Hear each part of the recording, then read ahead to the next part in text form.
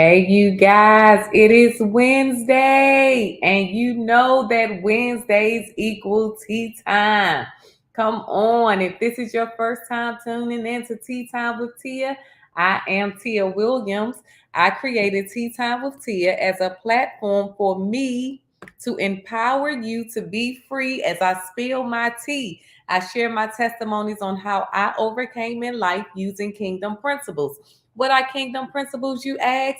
They're simply God's way of doing things. Principles work for anyone, anywhere, anytime, and under any circumstances. Come on, isn't that good news?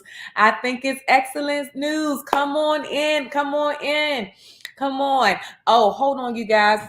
I just noticed that my laptop is dying, so I have to plug it up. Give me a second. Why does that always happen? Like, you have so much time to prepare, and then as soon as you go live, that little button shows up. Hey, you guys, come on in. Say hello, say hello, say hello. I am so excited, you guys, to be back with you this Wednesday to continue teaching on the topic, what have you done for God lately? Were you guys blessed with what was taught on last week? Come on in. Look, go to my Facebook page, Tea Time with Tia Talk Show, and hit the like button, and go to YouTube and become one of my subscribers. My YouTube channel is Tea Time with Tia. So make sure you go and subscribe. I told you guys that I will be transitioning you off of my personal page on Facebook onto my TV talk show page. That's where I want all of my traffic to go. So go and like, if you haven't done so, go and like Tea Time with Tia Talk Show and become one of my subscribers. Hey, Tisha. Hey, Sissy. Thank you for tuning in. Look, before I came on here, I was like saying, okay, let me see what else I can do with this platform that I'm using. And I just realized, look, that I can post you guys comments. So give me a lot of comments. I want to really, make this thing interactive. I want to bring you guys on with me. So make sure. I thought that was so cool. So, hey, Tisha, thank you for tuning in. Come on, you guys. Next thing I want you guys to do is to hit that share button. Thank you, Tisha, so much for sharing this content. And like I said, if it's good enough for you, it should be good enough for somebody else. All of your Facebook friends and family. I mean, come on. Why would we want to just be the only ones to eat? Come on, we want to feed our families. We want to feed our friends. We want to share the good news of Jesus Christ. Come on. When God say, what have you done for me like lately? Come on, share the good news, share the word. So it's just as simple as hitting the share button on your social media page. Okay, so you guys know that we're going to continue with the teaching on what have you done for God lately. I pray that you guys have enjoyed it as much as I have. Again, I have my notes. I'm going to continue with my notes. I think I'm going to do maybe a little small recap. I'm going to do a small recap. Look, you guys, I got my new glasses, right? But I didn't want to show off my new glasses, but I just got them. So I'm trying to get used to them. So I feel old because I got the bifocal prescription, right, where you can see distance, but I can also keep my glasses on and be able to read what's in front of me. So I just feel like, oh my Lord, am I getting old? I got a progressive, look, they call it progressive lenses, but it's bifocals. So I'm trying to wear my glasses so I can get used to them. So they're just starting to feel comfortable. I'm just starting to get the hang of them, but every time I get a new prescription, I always feel a little sick, but they're working on me. And then you guys, look, I didn't try to get fancy for you guys. Oh, Instagram, you see my lashes? So listen, I'm in a saving season, right? I'm not doing any spending. And so instead of giving them people all of my money to do those individual lashes, I talked to one of my friends that's a makeup artist. What do you call them? Well, makeup artist. And I asked her to help me learn how to put on lashes. And so she sent me some information. I bought all of these lashes. She said, Tia, you need to practice. You're going to have to do it every day. So I just feel like I'm in a learning season because look, I'm learning how to put lashes on. So I don't know if I got them on right. Do it look like I'm successful with them? They not falling off. Look. So instead of me spending money, I'm going to do my own lashes. Strips are easier. That's what I'm finding out. And they're less expensive. I'm like, all that money I was spending getting those individual lashes on when I could just put a strip on. Thank you. So I'm practicing, y'all. I guess I'll get closer and closer to the lash line. But I think I did good. So we'll see. I think that is too funny. And then y'all also know I'm in real estate school. Oh my Lord. So if you didn't know, I am in real estate school. And it wasn't my idea. It was my husband's idea. He dragged me into this mess.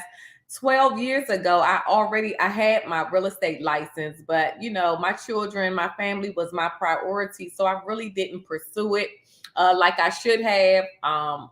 Or I wish I would have, right? And so, look, I should have really pursued it, but I didn't. So I allowed my license to expire. But now my husband just brought up the idea of going back to real estate school. So I'm in there for 4 hours, 2 days a week. It's not that bad. I mean, it gets some used to. I have to get used to it because sometimes I'm in class like this. I'm like a kid. I'm moving around in my chair. I'm like, oh my goodness, this is long and it's hot in there. I bring a fan with me. So I don't know. I'm just in this. I think this is the season for learning. And then my pastor, Mike Freeman, the Spirit of Faith Christian Center, now he's saying, I'm teaching you to be a teacher. I'm like, good Lord, listen, and I'm learning new recipes. Did you guys see my story? I made crab cakes for the first time. I tried to make some Brussels sprouts for the first time. I'm tired, you guys. So after I finish teaching, then I have to go on to Spirit of Faith, Mike Freeman Ministries on Facebook, or you can go to YouTube, SOFCCTV. And I got to go watch my pastor teach, because I'm a student. And then I have to study for my real estate quiz that I have on tomorrow. So your girl is busy. Okay. So let's get into it. I want to do like a recap. What else? Was there anything else I wanted to share with you guys? I talked about my new glasses. I talked about my lashes. I never gave a shout out to my girl Tia. My name is Tia, but the girl who does my sew-ins or my units, her name is Shantia Barrington of Hollywood Heritage. She did this whole custom color for me. And the installation of my hair. I really like this hair. I really like this look. So shout out to my girl Tia of Hollywood Heritage. Y'all go check her out. She's on Instagram as well as Facebook. Go give her some love. Tell her Tia sent you. Okay, let's do a recap. Cause I'm so excited. I didn't even know, I knew I wasn't going to get far last week, but this week we're going to get to the middle of it. We're going to get into the meat of it. I mean, we were really already into the meat of it, but we're going to really get in it. Okay, so let me recap. So I told you guys when I first heard the title, that God gave me the title, what have you done for me lately? I was like, really surprised at a topic like that because I never heard God ask that question. And to me, maybe it's my personality. I just looked at it like, woo, that was a little kind of like in your face. It was a little confrontational. And I told you guys that I'm someone who always like to put myself into other people's shoes, right? I like to see things from somebody else's perspective. So even before I did, came on here and taught this lesson, I asked myself that question, right? But I also shared with you guys prior to that, I asked God for a new testimony, right? So even when I asked myself that question, it kind of made me feel like, but can I ever really do anything for God? Like, God is such a loving God. He's such a giving God. He's such a generous God that he really cares about us.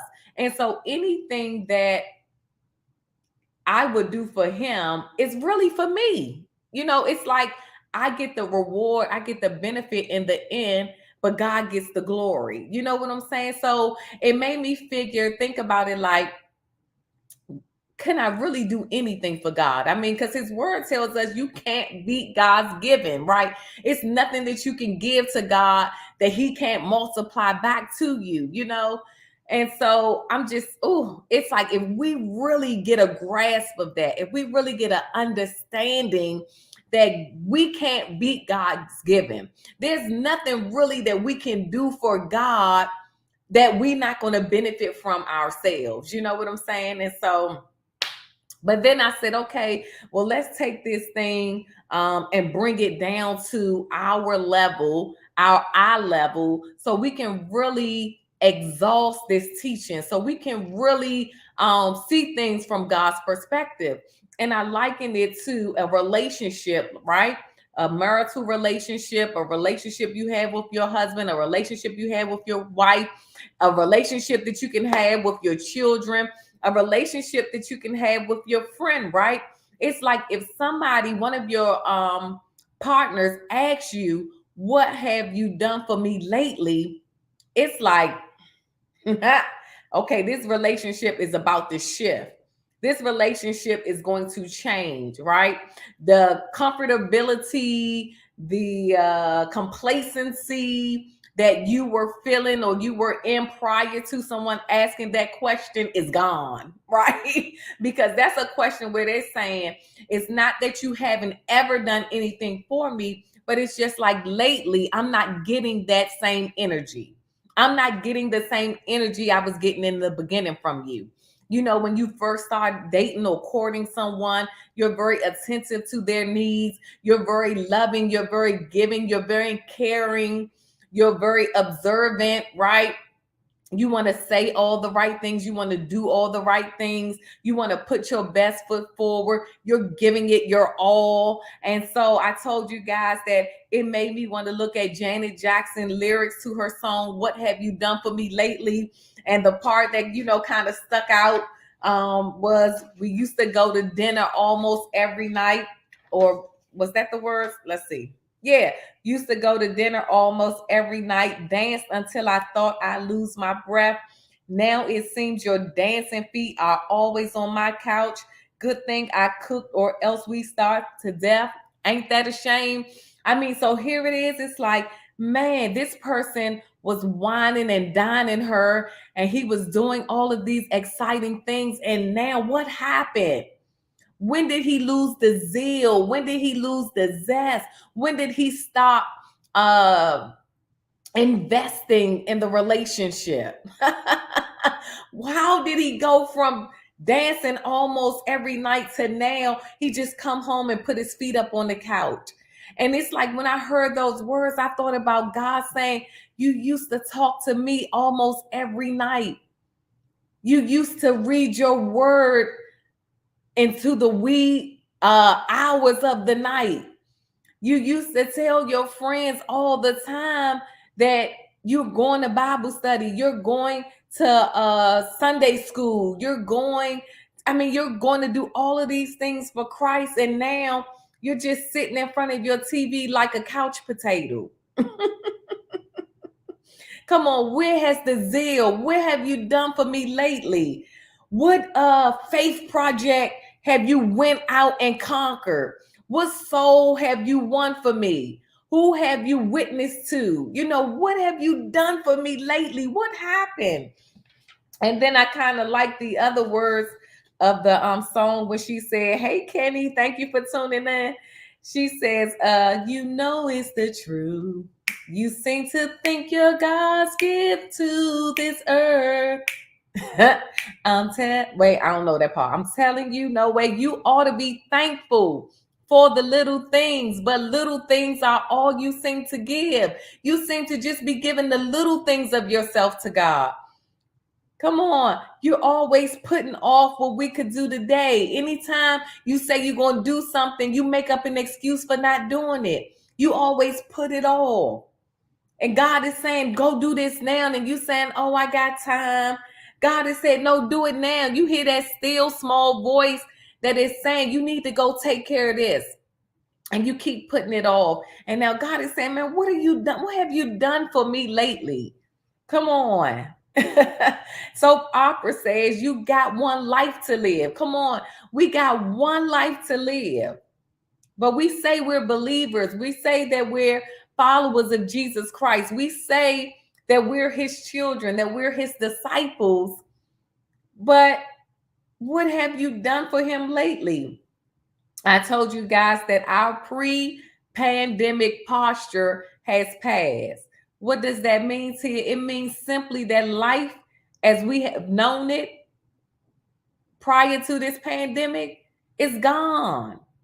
It's no more.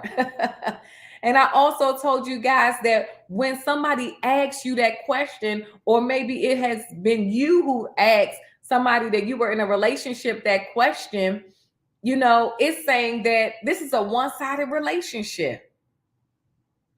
Come on. I told you guys last week that there's nothing worse than a stingy but greedy person. Someone who is always asking for things, but never gives anything.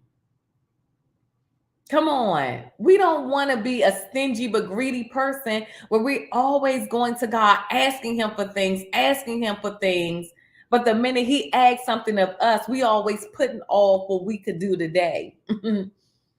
We're not so quick to respond to God like we want him to respond to us. Come on. You want somebody to treat you the way you want to be treated, but are you treating somebody the way they should be treated? I also told you guys that I remember early on in my relationship with my husband where he would like to give me gifts, but his gifts was flowers. And at that time, I wasn't into flowers. I thought flowers was a waste of money. I'm saying you spending $65, $85, $125 on some flowers when you could have just gave me that money. I don't need no flowers. I mean, the most I'm going to do is water them for 2 days. I'm sure not thinking about giving them no sunlight. And after that, I'm over it. So my husband had to learn how to love me. You know, most guys think that all women like flowers. So if they gave their last girlfriend or last relationship some flowers, they thinking that's gonna work for us, but that ain't the case always. It's like we have to know how to be in a relationship with that person, right? And so it's the same with God. It's like you say, I tithe, I worship, I pray, I give, I serve, but are you loving God the way he wants us to love him? Come on. Are you doing for him what he wants you to do for him? So my husband had to learn that it wasn't flowers that got me. I like pajamas. I like loungewear. I like robes. I like slippers. I like little short sets. I like little cute, comfortable things. I don't know. It just make me feel good. I like to have some pajamas and a journal. My husband know I like journals too. So he just started buying me journals. I mean, but those were the things that made me feel loved. That was my, if you will, love language. So he was loving me the wrong way. And it's like this question wasn't designed to attack us, but it was designed to be a mirror for us to check ourselves. Come on, maybe all the way up until this time, from pre-pandemic, we've been loving God the way we've been wanting to love God instead of loving him the way he wants us to love him. And I'm not saying that tithing is wrong. I'm not saying that giving is wrong. I'm not saying serving is wrong. I'm quite sure that God wants us to do all of those things, but what's priority? Come on. It's like you want your husband to take out the trash. You want your husband to maintain the vehicles, right? Keep gas in it, have the car wash. But the priority is paying these bills. Come on. You don't want a man who is taking care of the cars. Come on, I got to see what y'all saying. You don't want a man that's taking care of the, hey, neighbor, hey, Lorinda, where you been, girl? You don't want a man that's going to take care of the cars and that's going to take out the trash, but he can't pay no bills. Come on, I got to give it to you guys how you going to get it. Because we got to get this. We got to get it. So God is saying, yeah, tithing is cool. Serving is good. Worshiping is great. But what are you doing for me? What have you done for me lately? And so then that brought us, and I told us, you got to check your motives. But I don't want to reteach that. That's why we have videos that you can go hit the replay, right? So make sure you guys are watching this more than once.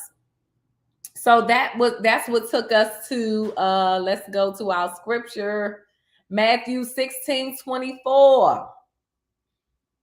Come on. Then Jesus said to his disciples, whoever wants to be my disciple must deny themselves, take up their cross, and follow me. And then verse 25 says, for whoever wants to save their life will lose it. But whoever loses their life for me, come on, what have you done for me lately? Whoever loses their life for me will find it. Isn't this something that we can do for God? He asked the question, what have you done for me lately? So in his word, he's telling us what we can do for him. We can lose our life for him. Isn't that good? We could lose our life for him. And then we went through all of the different translations of Matthew 6, verse 24 through 25. And then the Message version told us Jesus went to work on his disciples. Anyone who intends to come with me has to let me lead. You're not in the driver's seat. I am. Come on. Don't run from suffering. Embrace it. Follow me and I'll show you how. Self-help is no help at all. We discovered that last week. Self-help is no help at all. Now, I know your mama and them told you that God helps those that help themselves. And I told you guys that that's not true. That's not the word. That's not Bible. That's not God's way. That's not kingdom. That's the world's way. Come on. I know your parents told you you got to be independent. You got to depend on yourself. You got to take care of yourself. But God says self-sacrifice is the way. My way to finding yourself, your true self. See, this right here is showing us that even when we think we're doing something for God, losing our life for him is really going to benefit us. Because in us self-sacrificing, we get to discover who we truly are. We get to discover our true selves. And when we discover our true selves, we give glory unto God. You see what I'm saying? Now it's not a one-sided relationship. We're both getting something out of it. It's like he gives to us, we give to him. He gives to us, we give to him. See, now I'm not taking care of me. Come on, I know you're in a relationship right now, and all you can think of is how you're going to benefit from this relationship.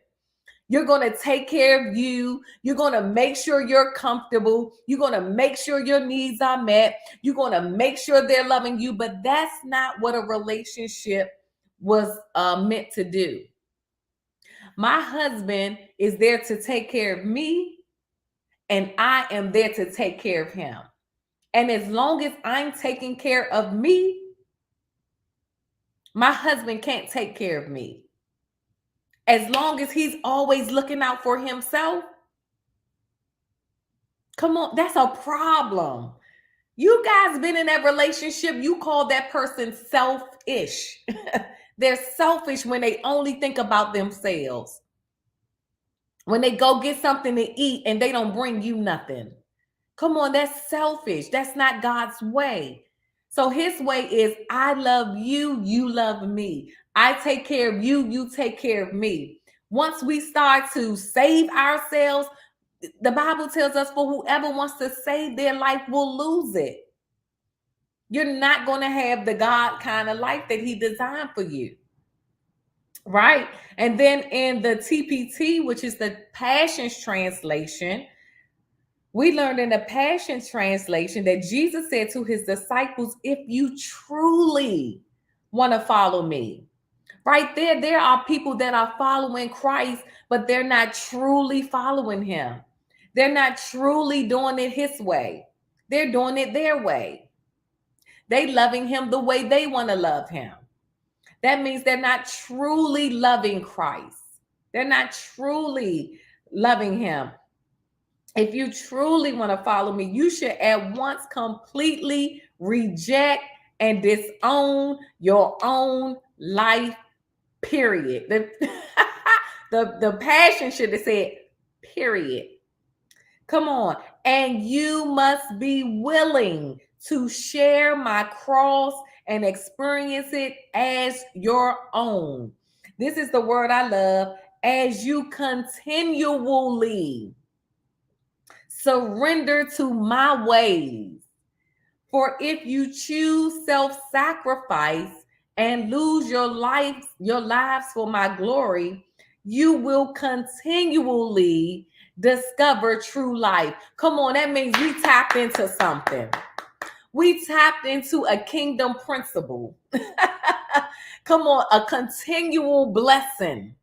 You will continually, if you continually operate in self-sacrifice, then you will continually discover who you are. Discover your true life. Come on, not this mere existence of a life. Not this waking up every day, going to work, coming home, watching TV, cooking dinner, going to sleep, getting up, going to work, coming home, cooking dinner, watching TV. No. He said your true life, what he called you to be. Come on. Oh, this is so good. But if you choose to keep your lives for yourselves, if you choose to keep doing things your way, if you choose to keep making all of your own decisions, I want to do this, I want to do this, I want to go here, I want to go there, and you never go to God and say, God, what can I do for you today? Come on. You will forfeit what you try to keep. You will forfeit what you try to keep. I remember I had a girlfriend, and I believe I told you guys this story, but I'll tell it again. You know, when the housing market crashed, you know, people were buying these $500,000 homes. I got a couple of friends who got $800,000 homes, and then when the housing market crashed, they got these big mortgages, but their houses aren't worth that, right? And so they were trying to figure out a way, or people were having a hard time trying to pay that mortgage. And so I was telling, my girlfriend on what she needed to do in order to keep her house, right? Because when you went to these places that said they will help you, I forgot what it was called. I can't think of it. I'll remember as I talk, maybe. but they would show you how you would be able to keep your house but get lower payments. But I told her what she needed to do, right? They set up this new payment plan for you. And so they say, well, if you pay your payment on time for, let's say, 6 months, then we'll reduce it. And I'm like, girl, no, they're not going to reduce it. You're showing them that you're able to pay it. But for her, she was thinking that if she didn't pay it, she was going to lose her house. And I told her, I said, well, the thing that you try to keep, you're going to eventually lose it. Well, she ended up losing her house because she was paying them, but she really couldn't afford to pay them. So she was scraping, robbing Peter to pay Paul, and then she couldn't keep up with her. And I was like, listen, you got to be willing to lose that house in order to get what you want.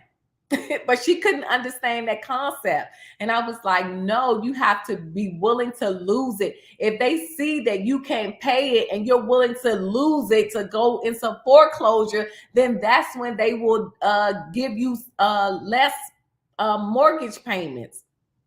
But she wanted to keep her house so bad that she ended up losing it, right? So that's just an example of, even if you but if you choose to keep your life for yourselves, you will forfeit what you try to keep. If you keep on trying to continue to have this life that you've been having without Jesus Christ, I mean, you're going to end up losing it. For even if you were to gain all the wealth and power of this world at the cost of your own life, what good would that be? And what could be more valuable to you than your own soul? Some of us are trading in our soul, our mind, our will, our emotions, and chasing after money and success and fame. Come on, you see it all the time on social media. You see these people getting these butt injections, these Brazilian booty lifts, these boob jobs, these, I mean, they doing everything to themselves. Okay, you're getting more followers, but then what? Think about K. Michelle. Her legs gave out on her. You know, she was willing to go to some basement type of doctor to get this body so she can get attention, but she almost ended up losing her life, right? And then the Amplified told us, then Jesus said to his disciples, if anyone wish to follow me as my disciple, he must deny himself, set aside selfish interests, and take up his cross, expressing a willingness to endure whatever may come. Come on, that's when I told you guys we tap out. We lose 50% of the people when God asks us to deny ourselves, to set aside our self-interest.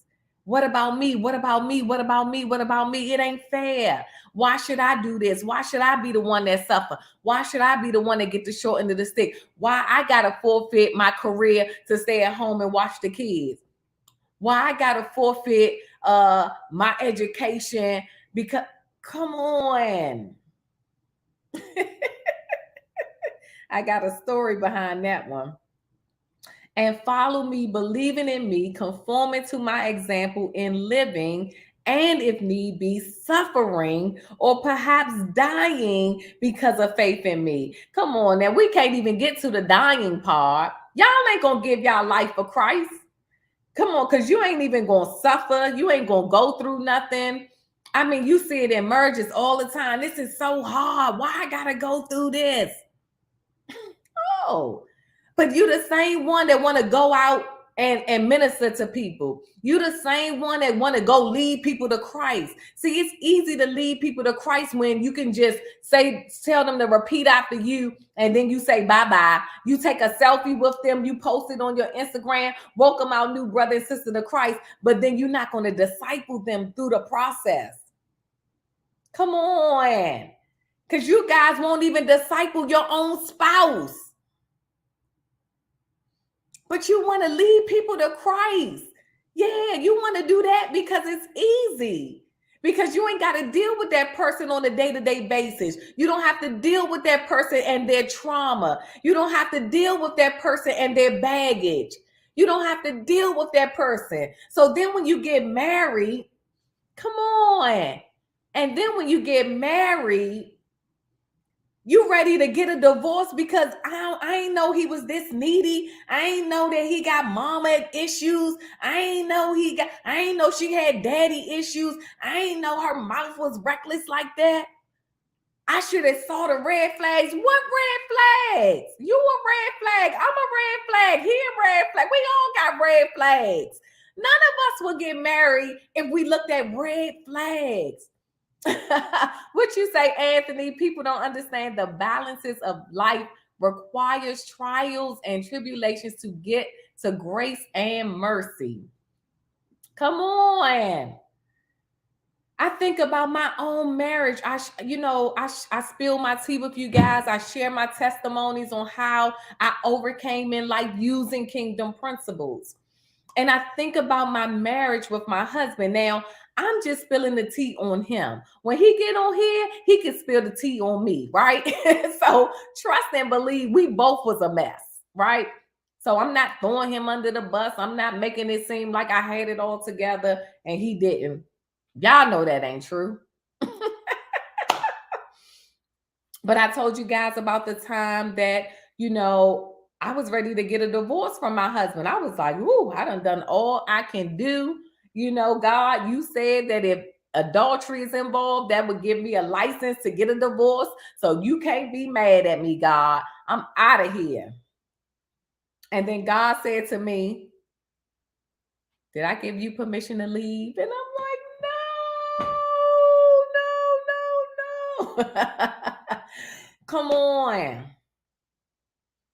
But I'm telling you, I told you guys that marriage, that covenant relationship is the closest thing that we have to show us how God relates to us. It's the one thing that we have that will allow us to be more Christ-like. And so I'm telling you that when in these scriptures, when God is saying that when you continually deny yourself, you will continually discover your true life, who you really are. It was in my marriage that I discovered who I really was. I discovered what was on the inside of me. I discovered why God put me and my husband together. Come on. And I said to God, I can't believe that you trust me this much. You trust me enough to put my husband in my hands. Come on, listen to me, you guys. Think about it.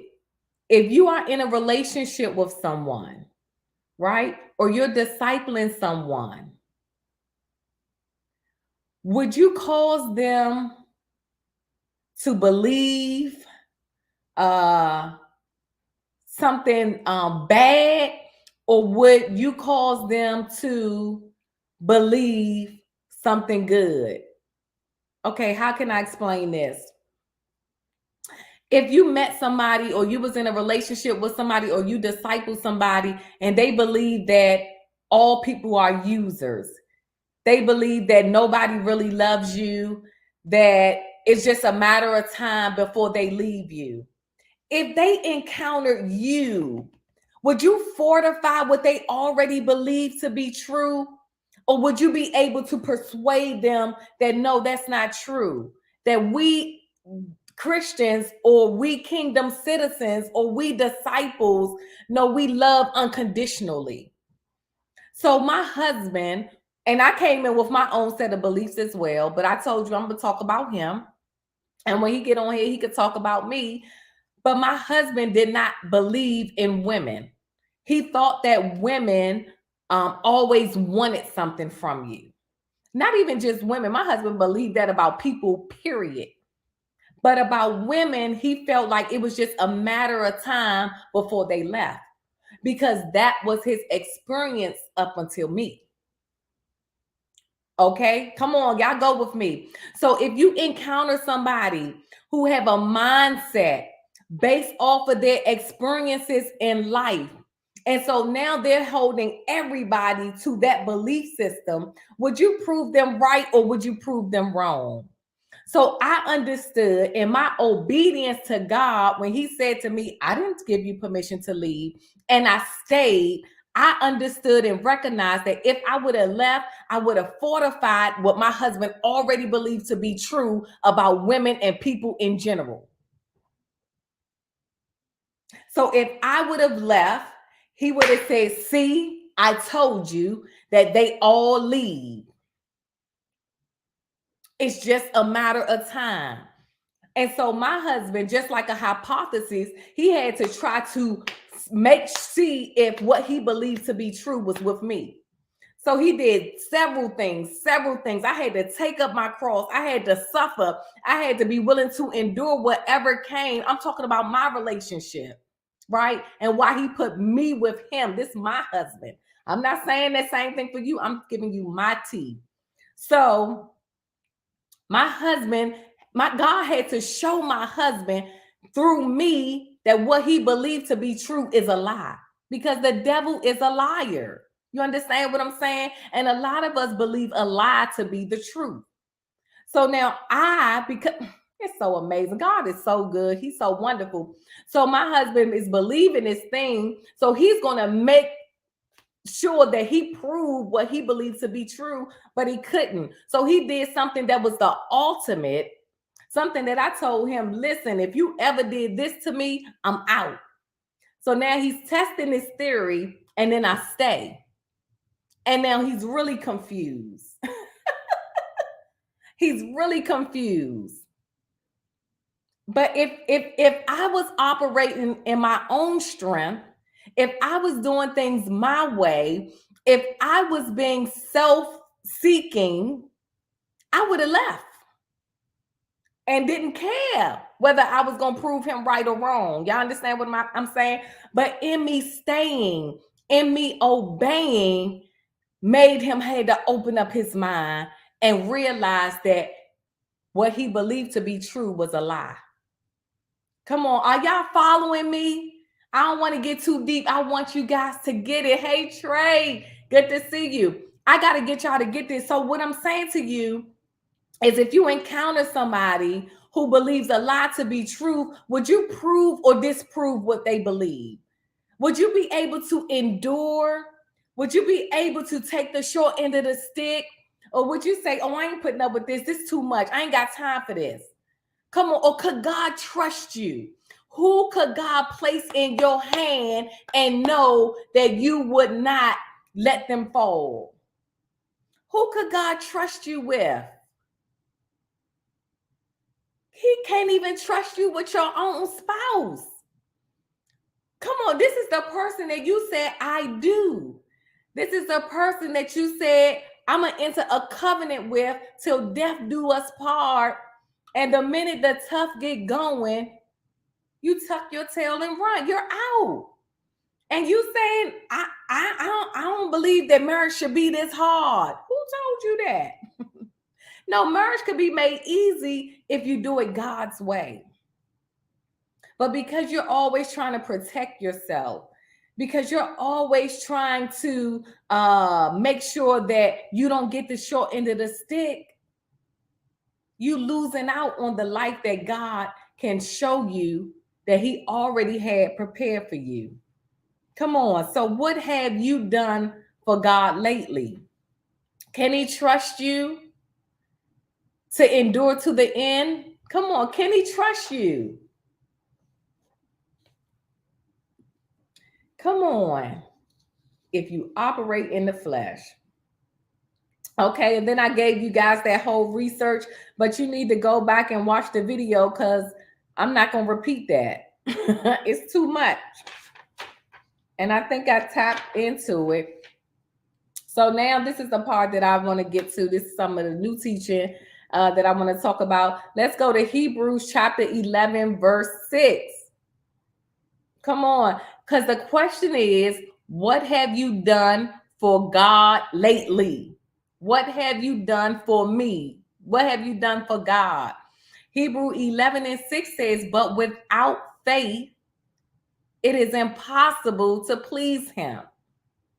For he that cometh to God must believe that he is, and that he is a rewarder of them that diligently seek him.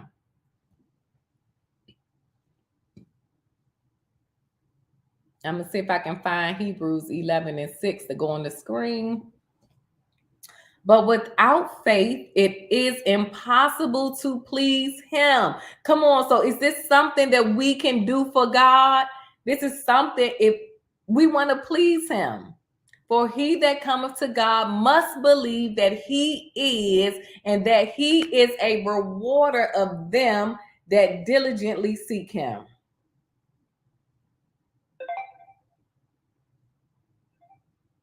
Hey, Sarah.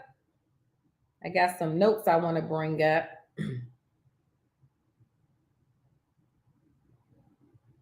Okay. And then James 2:20 says, but will thou know, O vain man, that faith without works is dead. Okay, so my pastor, I told you guys, Mike Freeman of Spirit of Faith Christian Center, he is currently teaching us on faith, right? Faith through agape. But this is what he's telling us. What is faith? Faith is acting. I need to show it to you guys. Faith is acting on what you believe. He gave us a simplistic definition of what faith is, right? Faith is acting on what you believe. And without acting on what you believe, it's impossible to please God. And then he asks us, what do you believe? Okay, the word of God. We believe the word of God. And then what does the law of faith says? Believing in your heart and confessing with your mouth. That's the law of faith. So what is faith? Acting on what you believe. Come on, what do we believe? The word of God. And what is the law of faith? Believing in your heart and confessing with your mouth. Okay. And then the 5 components of faith is hearing, believing, receiving, speaking, and acting. Come on, hearing, believing, receiving, speaking, and acting. Come on. So this is what we can do to please God. Come on, what have you done for God lately? Come on, we got it. The just shall live by faith. Forget all of that. Listen, y'all got to hear me correctly. When I say forget all that tithing, forget all of that worshiping, forget all of that. Listen, I told you guys that's good. That's something that as Christians we're going to do, we need to do, we should do. But come on, let's get to it.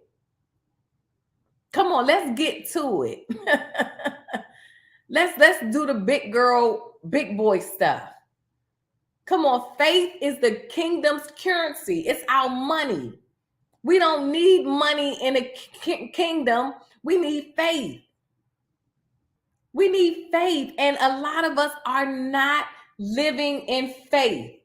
We don't even know what it is.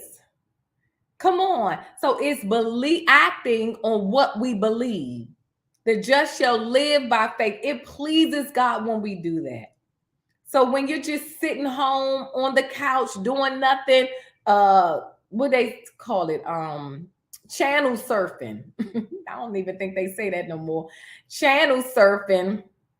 God is saying, okay, you used to go to dinner with me almost every night, dance until I thought I'd lose my breath. Now I see your dancing feet are always on my couch. Come on, what are you doing? You ain't doing nothing. How are you winning somebody over? Where's your testimony? Where's your light? How are you the salt of the earth sitting on the couch? You've let this pandemic take the zeal out of you. Come on. You don't want to do anything anymore. Come on, all is not lost. So I wanted to read you guys some of the notes on faith. There are a lot of believers. These are my pastor's notes. Once he teach a lesson, he always send us his notes so we can go back and read, because this year he is beginning to teach us to be teachers. So for some people, they feel like, well, I'm not a teacher, but he's saying if I can give you guys my notes, we can get this message to everybody. You can start sitting down with your grandbabies and teaching them these kingdom principles. You can start sitting down with your friends. You can start sitting down with your family members. You can even start up these little a Bible study group, and you can just go over his notes and be able to teach, right? So some of his notes, he's saying there are a lot of believers that think they are operating in faith, but they are not. Your language will give you away. Here are some examples of just that. If you say any of the following, God is going to heal me. Have you guys ever said that? God is going to heal me. God is going to deliver me. Now, I know for a lot of you, you're probably saying, well, Tia, what's wrong with that? But we're going to get to it, right? God is going to deliver me. God is going to come through. I mean, you probably saying, yeah, that means they putting their faith in God, that he's going to believe, he's going to deliver them, he's going to heal them, he's going to come through for them. But see, this is what we learned about faith. Faith is present tense. Faith is now. So when you say God is going to do something, right? That's not in agreement with his word. Faith is now. It means that he's already done it. He's already done it. I'm healed. By his stripes, I'm healed because Jesus already died on the cross, received those lashes so that we could be healed. He became poor so we could be rich. So when you are in faith, everything is now. Everything is immediate. So now you have no excuse to not to go after what you want. Now you have no excuse. It's not a delay. It's not I'm waiting on God because he's going to do this. No, it's that it's done and I'm going to get it. Okay, God has already done everything he is going to do. When Jesus said, it is finished, it is finished. Okay, it is done, you guys. So this teaching is to give you the green light to go. Go. You don't have to wait on nothing. You don't have to wait for God to do anything. You don't have to wait for money to show up. Guess what? You don't even have to wait until your credit score go up. Come on, it's now. Because faith is our currency and not money. I got to get you guys to see that. Because a lot of you guys are waiting until I make more money. You're waiting until I have more time. You're waiting until my credit score go up. You're waiting until I go to school and get my degree. You're waiting, you understand? But no, faith is now. That when you act on what you believe, and if you believe that God has already done it, nothing can stop you. Not your credit score, not your bank account, not your education, not your marital status, not your felony conviction, nothing. Come on. I got to get y'all delivered from the wrong thinking. Because I want to address the issues that may be stopping you for doing things for God. Because you may really be feeling like, well, I am, but I'm waiting on God to release me. I'm waiting on God to give me the go ahead. I'm waiting on God and see what he's going to do before I do what I'm going to do. No. When you go, come on, think about those lepers. Right? He told them as they go show yourself to the priest. They had to receive their healing. First, they had to what? Hear it. Let's go back to the 5 components of faith. It's hearing. They had to hear the word of God. Jesus said, you're healed. Then after you hear it, you have the responsibility of believing it. Okay, well, he said, I'm healed. He didn't say, I'm going to be healed. He didn't say, I may be healed. He didn't say, after I go to the doctor, I'm going to be healed. I've told you guys the lesson with my children. Listen, before we go to the doctor's office, what do we believe? My son said that I'm healed. Okay, so we don't care what the x-rays say. We don't care what the doctor say. I know y'all saying, well, Tia, why do you go to the doctor then? Because we're going to prove that the word is true. We're going to go through this process, right? The x-rays show, come on, it's facts, but nothing out trumps God's system. Come on, so without faith, it's impossible to please him. So I got to get you guys to know what faith is and how to use it, how to operate it so we can start pleasing God in this post-pandemic life. Okay? Because if we wasn't using these kingdom principles pre-pandemic, which that's gone away, we got to do something different. That's why when you're in a relationship and your spouse say, what have you done for me lately? They saying, listen, our relationship is never going to be the same because now I'm requiring something of you. I'm requiring some action out of you. I need you to do something different. And so God is asking us the same thing. What have you done for me lately? So now he's requiring something of us. He's asking us to do some action, put some action to our words. When we speak things in faith, the Holy Spirit goes to work and enforces what we say. But the work has already been done. But the work has already been done.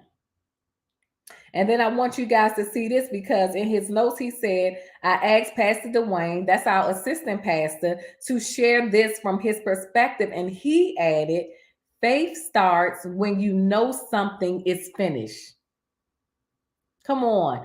Y'all got to get that. See, we got to meditate on the word because me just saying that, okay, you heard it, but now we got to get it in our heart. So we got to meditate on it. We got to say, what? Faith starts when you know something is finished. Okay, that don't sound right because how does it start at the end? Okay, so now you got to picture it. Okay, faith starts when I know something is finished. When I know something is finished, that's when faith starts. You understand what I'm saying? You got to get it in your spirit. So you got to hear the word. You got to believe the word. Come on, then you got to receive it. And then you say it and then you act on it. That's the components of faith. You hear it, you believe it, I receive it. Okay, I'm speaking like it's so. I'm healed. I'm healed. I'm walking around like I'm healed. I'm going to the gym. I'm healed. Come on, and you start acting on it. I'm telling you, look at these components in my story. My son played football. He injured his leg, his ankle, rolled it, sprained it. I don't know what he did because we wasn't concerned about it. We know, we heard the word of God saying, by his stripes, you are healed. You're already healed, right? So before we go to the doctor, okay, what we believe? Hearing, believing. What we believe? Because we got to, what we hear, we got to line up with our believing. Okay, I believe that I'm already here. Cool. Do you receive that? I receive it. It's in my heart. When you receive something, can't nobody take it from you. Your 5 physical senses can't take it from you, right? When you receive the word, come on, there's levels to this. You got to hear the word. You got to believe the word. And when you receive the word, regardless of what the sonograms say, regardless of what the x-rays say, regardless of what the doctor and his many degrees say, nobody can take that word away from you. You're going to hold on to that word. Come on, and that's your faith. And then you speak it. You speak it. I'm healed. You never let your words contradict what you believe. So when you say, I'm going to be healed, or when I go to the doctor, I'm going to be healed, or when I take this medicine, I'm going to be healed. Come on, then that means you haven't received it. You haven't received it. You got to receive it. And then when you start saying it, you start acting like it's so. So my son, they gave him a crutches. They gave him a boot on his foot. The first day he went to school with his little crutches, probably because he wanted to be seen. You know how kids are, some adults are. You know, you getting all that attention. Oh, what happened to you? Oh, can I sign your cast? Oh, you need help? Can I carry your books? You know, he a middle child, so he like a lot of attention. And he an athlete, so you know they mama's boys for real. Athletes ain't nothing but mama's boys, right? So then the next day, I see my son cramming his big fat foot in his New Balance shoe. Couldn't tie the shoe, but because he heard it, because he believed it, because he received it, because he said he was healed, he started acting like it.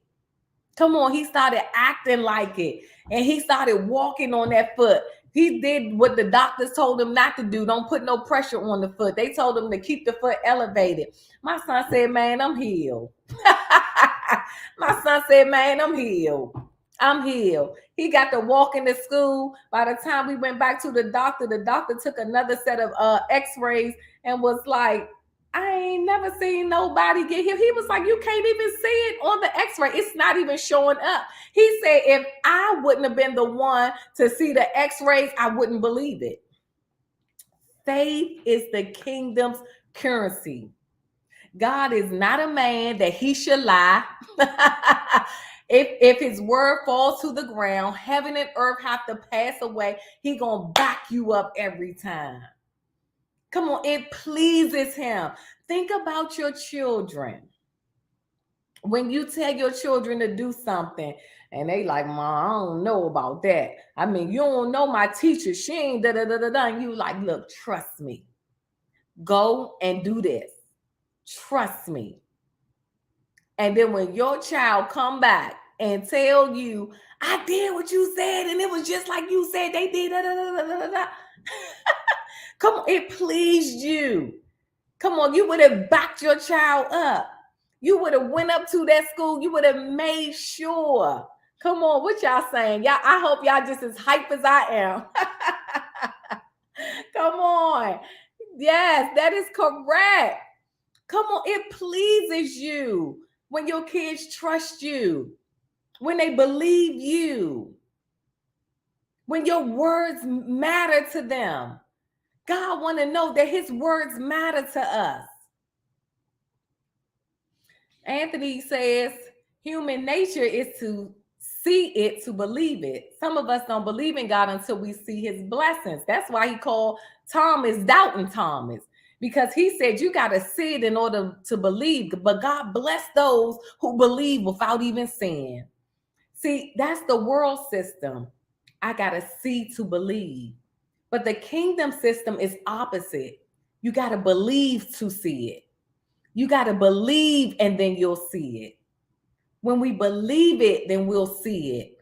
Because we were created in his image and his likeness, and we're a creative being. And so we create from the inside out, not the outside in. So that's why we can't be moved by what we see. We can't be moved by our 5 physical senses. We can't be moved by what we see, what we hear, what we touch. Come on. We can't be moved by that. We can't be moved by our emotions. It's spiritual. We got to believe it and watch it manifest and dare it not to come to pass. Come on, because we got our Father in heaven. And I'm telling you, when my pastor said your language will locate you, it's true.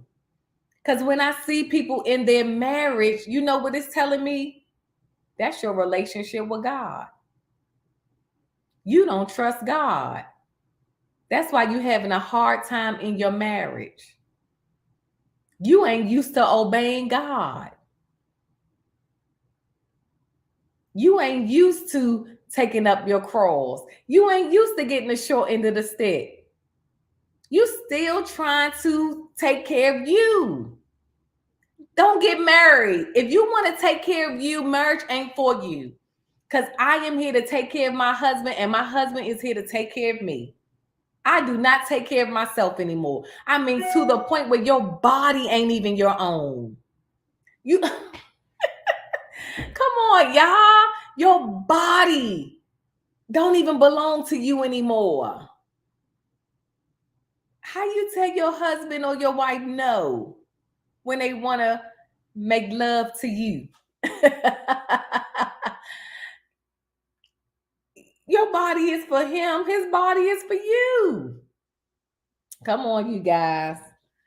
Let's see what else notes I can read to you guys. His closing summary said, "Death and life are in the power of the tongue."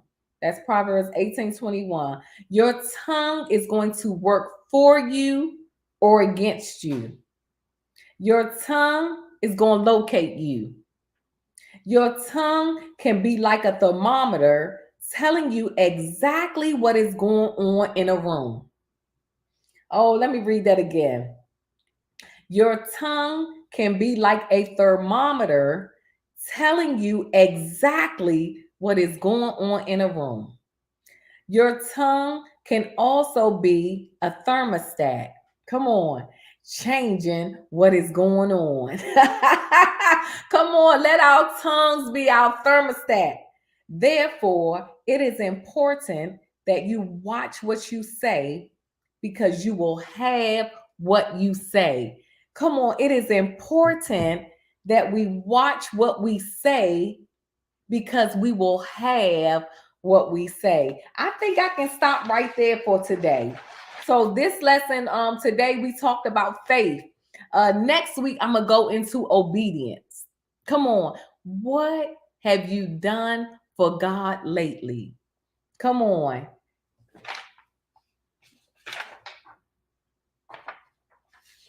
What is it? Matthew 16:24 and 25. It says, "Whoever wants to be my disciples must deny themselves, take up their cross, and follow me.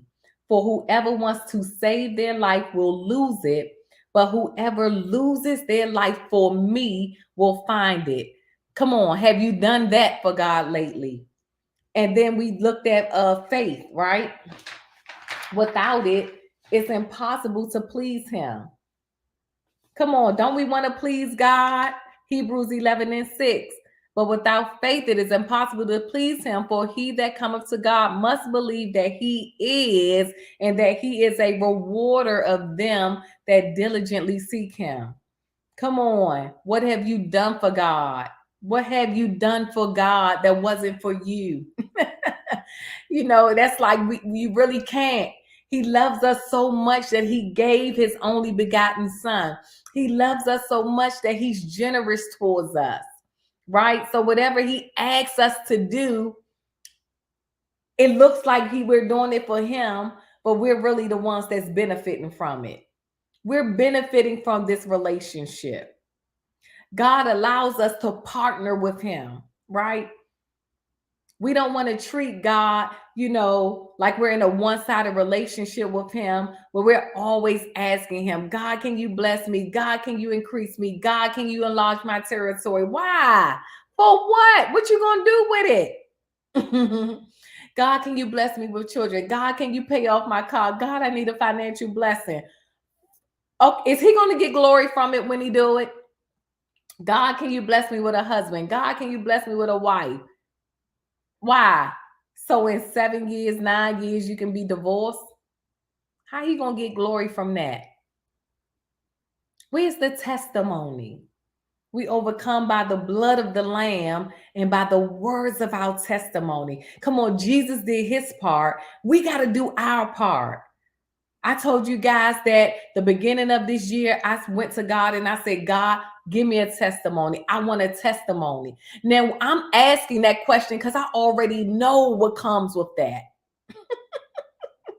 Some skin in the game. I got to put some skin in this game. I'm going to have to take up my cross. I'm going to have to fight. I'm going to have to sacrifice. I'm going to have to give. And I didn't share that with my husband. And then maybe a week later, a couple of days later, my husband came to me and said, "God said you asked him for a testimony. Sell your house." This house? And I told you guys that my conversation to my family members, my, close friends, I'm not going to ever sell this house. I love this house. I love my neighborhood. Oh, I hope my neighbor not still on here. They're going to be mad. But you know what I'm saying? I love my neighborhood. I love my neighbors. You know, we are there for each other. We got each other's back.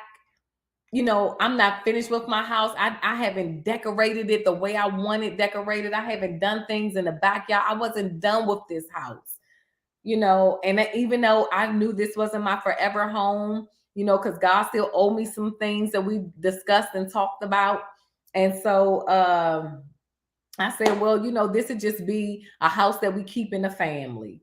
You know, it'll be some nice investment property, some, you know, money that we just make some money from this house. And God said, sell the house. I'm like, dang, he took something that he knew, but I've been in the game too long. When God tell me to do something, it's done. Even though I wasn't ready to give up this house, but it's like, it don't belong to me. I'm just a steward over what he puts in my hand. But I also know whatever I give up for God, I'm going to get back 10 times over. Because I can't beat God's giving. It's nothing that I would give up for him that he wouldn't return back to me. So when he's asking us to deny ourselves, completely reject, disown, if he's asking me to give up my own selfish needs and desires and aspiration, don't you know I'm going to gain so much more? But you got to have a relationship with him. You got to have a relationship with him to know that. Tenfold. You got to have a relationship with him. Remember the question, I'm going to get off here because we're going to get to it next week. But the question I ask is, are you willing to set aside your personal ambition? Come on, this house was my personal ambition. I had plans for this house. Are you willing to set aside your personal ambitions to focus on what the Lord has called you to do in your marriage, at your job, in your serving, in every area of your life? Are you willing to set aside your personal ambitions? Come on, in your marriage. Are you willing to set aside your personal ambition in your marriage? Are you willing to set aside your personal ambitions on your job if he tell you to leave and you like, but I'm retiring in 2 years? Are you willing to set aside? Oh my goodness. My husband came to me the other night and he was like, God is so funny. And I'm like, well, what did he say? And he told me what he said to him. And he was like, he told me I got to do da da da da da da da. I don't want to share it with you guys yet. I don't have my husband's permission to share it either. So, and I said, well, you got to do it. He was like, I mean, I'm going to do it, but I said, is he your father? He was like, well, I don't know if I want him to be my father, but he's just joking. But he was like, I said, that's what comes with God being your father. When he asks you to do something, I said, but guess what testimony you going to have? When people hear what you did to get what you got, that's the testimony. So he was like, I'm going to do it. I just don't know when I'm going to do it. I said, well, you're going to do it as soon as possible. So get doing it. But it's like, man, God is keeping us on our toes. And I'm telling you, me being in real estate school, that was not me. And I don't even believe that was my husband. My husband was like, I don't know, baby, where I got that from. He said, God put that in my heart because he was like, I don't know. I said, well, we here. So we going to make it do what it do. Okay, you guys. So listen, next week, you gotta tune in next week because I think next week I should be done teaching this. But I'm going to talk a little bit about obedience. Not a little bit, but a lot of, well, I got a couple of things. Oh, maybe not. I think I could get through it. Not to get through it, but I'm going to talk about obedience, and then I'm going to talk about John 14 and 15. If you love me, keep my commandments.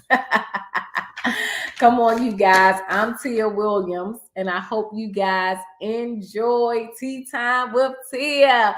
Oh, thank you guys for coming on. Thank you, Tisha. Thank you, Trey. Thank you, Anthony. Thank you, Kenny. Thank you. I know who that is on here. Is that Benton? But I don't think that's I can't think of your name. Thank you guys for tuning in. All right, I'm gonna play my theme music. Ask questions if you have any questions. Make sure you guys hit the share button. Thank you, Anthony. Welcome back. I ain't seen you in a minute, boy. Where you been? Hold on. I'm gonna play my theme music.